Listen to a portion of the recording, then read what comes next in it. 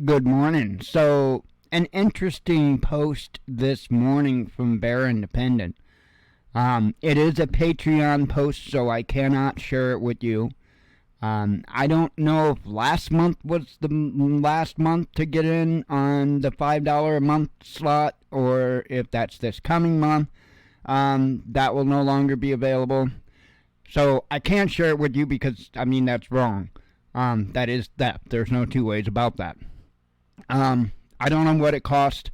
I got in at $1 a month a long time ago, and I've been grandfathered in ever since. And I won't pay the $5, no less $10 or whatever. I'm just being real honest. I think it's nonsense, to be real honest. But that is what it is, and that is a whole nother topic. I'm one of those people that tell you to take the good that you can and just try to ignore the bad or walk away from it. Speak on it, but if there's good, try to gather the good. And so Bear does put out good information from time to time. Not all the time, from time to time. Again, there isn't a single person on this planet that I sit there and admire and go on and on about. Not a single person on this planet, and I won't, because we were commanded not to. So, the reason why you don't see me kiss up to any content creator, any of them, is because I'm commanded not to by my God. Why am I supposed to listen to mankind and start fawning and falling all over these people when the Father specifically prohibits it? Nah, ain't gonna happen, homie. But, it is what it is. Bear does offer some good information. At the same time, he's full of shit. So, take the good. Do your best to kind of ignore the bad. So anyway, put out a post. Let's get more to the topic. He put out a thing today. And I was talking about preparedness and talking about, tiny spaces. Like, for instance, the one we have. We're like right around, I think, just under 400 square foot, something like that here. Tiny, tiny spot. We have very little room to store stuff. There's a walk-in closet there. You guys have made video content on that closet. You guys know. You got an idea what's in there. It's packed with food. And then over here in our kitchen, where I used to have the small grow tent, I had 2 grow tents in the kitchen, a big one and a small one. I took the small one out because I had to have room. I didn't have a choice. I had to have room. So there was a shelf that I put in there. There was a coffee table that I put in there to be able to set stuff on and under. And so there is a ton of stuff in our kitchen right by our door that's all preparedness stuff. And there's just as much stuff, I would say, or close to it, just as much stuff that's by that door as what there is in that closet. Okay? It's all we can do. We don't have any more space. So, but I wanted to speak to, and again, I can't share this with you. I'm not even going to remotely share it. But I will say that the post talks about preparedness in tiny spaces. And, just gives you different ideas of what you can do, how to do the best with your situation, basically is what the post is, okay? But what I wanted to point out specifically was the first 2 things, and I can't share the post with you, and my apologies to Bear for sharing this much, but I think this needs to be said. The first 2 things on his list, and in this order, are skills and people. Now, how many times have I gone on and on and on about skills? Having skill sets, knowing how to do things, being an asset. See, that's why people like me can be a jackass. Because we don't have to go suck up to anybody to fix our shit. We can take care of it on our own. It kind of gives you a little bit of an attitude, right? Not so much that because we can do it, but we see so many others that refuse to. Never looked at it that way, have ya? That's why we've got an attitude. It's because all the people that refuse to take responsibility. some of us, those that know how to do these things, have been taking responsibility and figuring this stuff out and busting our asses to be able to do for ourselves for our entire damn life. And so it is a little frustrating to see somebody that's never attempted to do that shit in their life turn around and get so frustrated because the first time they try to do it, they fail. And the whole world is at blame. Yeah, it tends to make people like me a little frustrated, right? So, skills, yeah.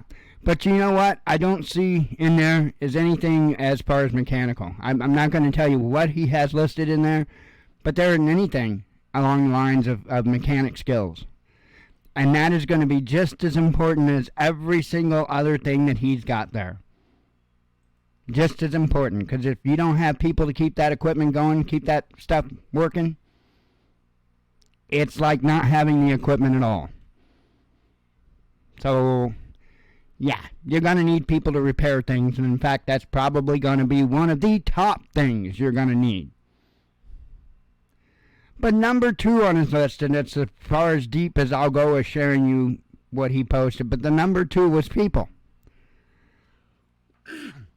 He goes on in his paragraph about, neighbors. Now, what have I said? I've often talked about the people most important to you.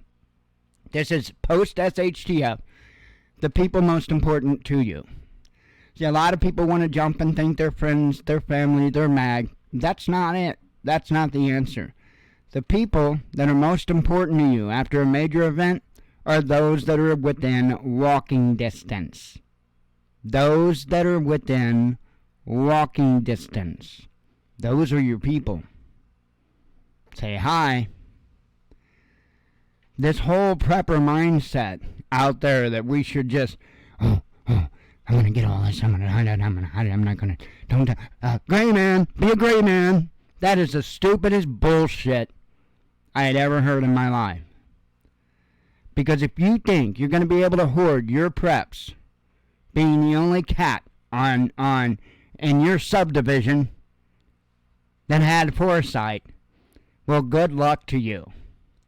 But I think you would be much better served in taking the time now before that SHTF and encouraging them to prepare. Letting them know that, hey, look, if you don't make moves now to secure your own future, don't be knocking on my door. Don't be knocking on my door. Don't be going to the ball games every weekend. Don't be doing this, that, the other thing every weekend, and then come knock on my door when it's time to pay the piper. You're better off. You're much better served to get out there now.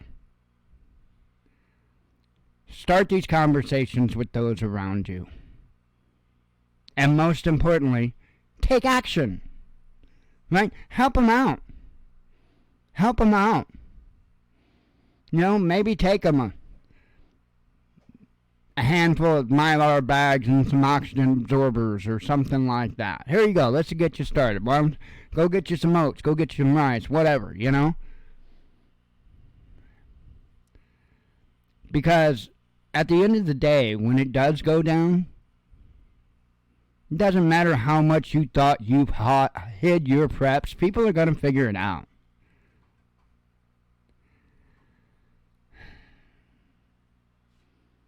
I'm telling you, there is a huge, a ginormous Hollywood influence in American prepping. You better get it out.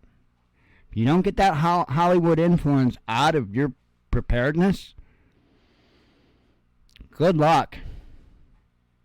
Good luck. Anyway, take from this what you will, but your skills are going to be the number one thing you can have. Your skills. And there's nothing but excuses preventing you from them. Nothing but excuses. Get out there, learn, become an asset, and talk to your neighbors. Talk to the people in your town, in your community. Talk to those most important to you. Which is who? That's right. People in walking distance. They're the most important people to you. You just don't know it yet.